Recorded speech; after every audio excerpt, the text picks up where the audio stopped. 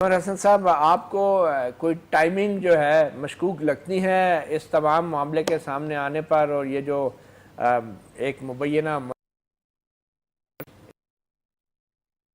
دی گئی ہیں آپ کے لیڈر کے ملک چھوڑنے پر، کیا آپ کو ٹائمنگ مشکوک لگ رہی ہے؟ بہت شکریہ مطیع اللہ جان صاحب. دیکھیں، آپ نے سوال کیا کہ یہ حسین اتفاق ہے یا حکمت عملی ہے اور کیا مشکوک ہے. تو پہلے حسین اتفاق تو ایسے بڑے ہو رہے ہیں آج کل کہ لوگ 5-5 سال کسی ایک جماعت میں رہتے ہیں اور ایک صوبے کا نام نہیں لیتے جنوبی پنجاب کا، لیکن پھر ان کا ضمیر جاگتا ہے اور دوسری طرف چلے جاتے ہیں. پھر ایک نشان ابھرتا ہے، پھر جی ڈی اے بنایا جاتا ہے، پھر ایم کیو ایم کے ساتھ اس کا اتحاد کروایا جاتا ہے، جو کہ پرانا فارمولہ ہے، آج کا نہیں ہے، یہ 88 سے چل رہا ہے. ایک تو یہ حسین اتفاقات ہیں. اب حکمت عملی کیا ہے؟ دیکھیں، آصف علی زرداری صاحب ہوں یا پاکستان پیپلز پارٹی ہو، ہم نے ماشاء اللہ حکومتوں کے بھی احتساب بھگتے ہیں اور ہم نے جبری احتساب بھی بھگتے ہیں، اور اب یہ فرمائشی احتساب ہے. ایک لاڈلے کی باری آئی ہے مطیع اللہ صاحب بڑی دیر کے بعد.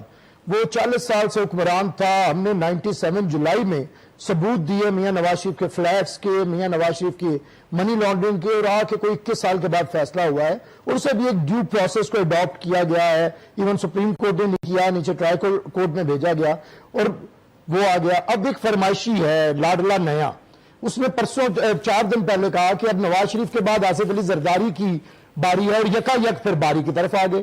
دیکھیں، بات یہ ہے کہ ہمیں احتساب سے نہ تو ہم گھبراتے ہیں، کیونکہ آپ ہمیں تاریخ میں ہمارے کردار کو جج کریں کہ ہم نے احتساب کا سامنا کیسے کیا. ہمیں اعتراض ایک بات پہ ہے کہ دوسرے سیاستدانوں پہ یا لوگوں پہ پہلے کیس بنتا ہے، پھر اس کی انویسٹیگیشن ہوتی ہے، پھر ٹرائل ہوتا ہے، پھر سزا ہوتی ہے. ہمارا یہ قصور ہے کہ اور پھر گرفتاری ہوتی ہے، اور ہمارا یہ ہے کہ سب سے پہلے ہم گرفتار ہوتے ہیں، پھر جیل کے اندر جاتے ہیں، پھر ہماری انویسٹیگیشن ہوتی ہے، پھر ریفرنس بنتے ہیں، پھر ہم باعزت بری ہوتے ہیں ٹرائل کے دوران. اور وہ جو 12 سال آصف علی زرداری گزارے ہیں یا 10 سال یوسف رضا گیلانی گزارے، اس کے بارے میں کوئی بات نہیں کرتا.